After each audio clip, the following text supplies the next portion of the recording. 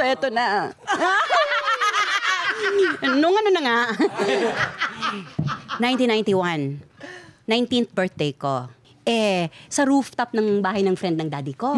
So makikita mo yung hagdanan, di ba? Paikot So interview. May umaakyat na ganun. Siya. Ay.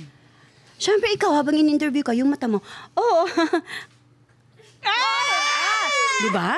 Hanggang sa lumantad. Thank you, ganun. Happy birthday. Thank you. Upo ka. Siyempre, di ba? Super cold, Lola. Sige, upo. Diyan ka muna sa kanila. Hindi ko na binalikan ever. Buong party yan. Buong party. So, mga 2 a.m. na. Eto na. Wala nang tao. Siguro maiilan na ng mga 2, 3, ganyan. Tapos sabi niya sa akin, tipsy. Alis na ako. Sabi ko, andito ka pala. Siyempre kailangan natin, di ba, drama. Andito ka pala, kaya nga tayo artista, di ba? Sabi niya, tapos nagsabi ng S-word. Ganon. So sabi ko, ano? Ay, talagang nagpanting yung tenga ko kasi, ano to? Di ba? 1 year kang wala, tapos pagdating mo dito may ganyan, may S? Ano to?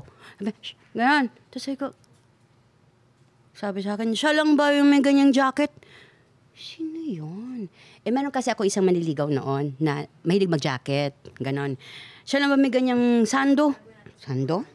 Hindi na ba siya non-showbiz. But anyway, so eto na. Tapos sabi ko, ganon. So, may pagsiselos bang nagaganap, di ba?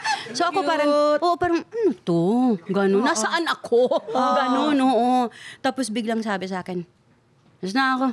Okay, bye, di ba? Mas na ako. I love you. Eto na, sabi ko talaga. Siyempre, mainit ang ulo ko, di ba? Kasi, okay na.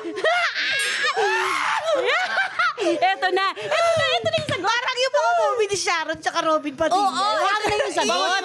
Eto na. Mas na ako, I love you. Galit nga ako di ba?